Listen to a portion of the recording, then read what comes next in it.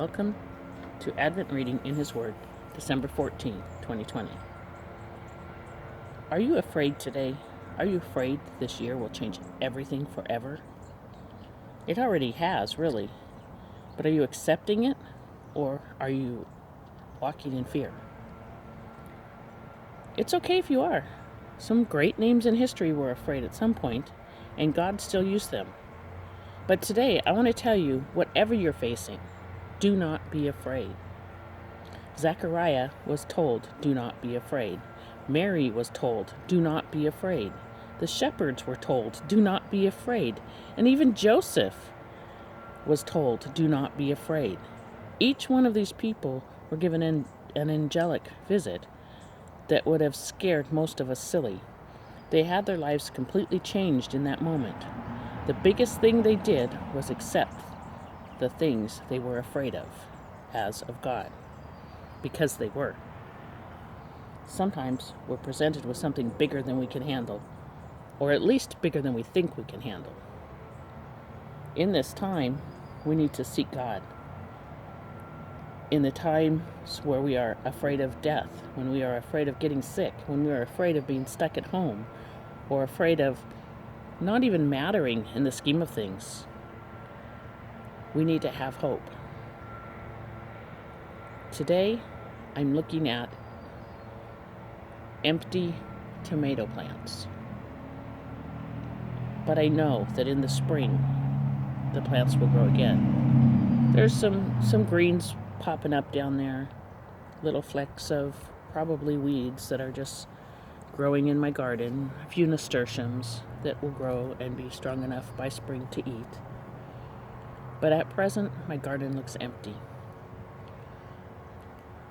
If this was all that I had to live on, I could be afraid that I wouldn't live. But I have faith that my God will grow these more. I have faith that my God will provide me more food. And I have faith that He will do the same for you. I want you to know today that you are not alone. You are loved. God sees you and He loves you. And you are stronger than you think you are. You can do hard things, and you can get through this. You have a purpose in your life. God told the people of Israel, when they were being held captive in Babylon, or about to be held captive in Babylon, that He knew what was going on, and He would again bring them safely back home to restoration. He will do the same for us if we seek Him and listen to Him. He will listen to our prayers, and He will deliver us as well. But we need to seek Him. We need to pray to Him. We need to talk to Him and unload everything that is on our hearts, because He is right there to take a hold of us and hold us once we have unloaded all of our fears, all of our sorrows, and He can help us to choose to be brave. He can help us to choose to have hope, and He can give us peace. In Luke 1:29-33, Mary was confused and disturbed, and she tried to think of what the angel might mean. And that's when the angel said to her, do not be afraid. When Zechariah was confronted with the angel, he was shaken and overwhelmed with fear. But the angel said, do not be afraid. God has heard your prayer. The same way, God hears our prayers.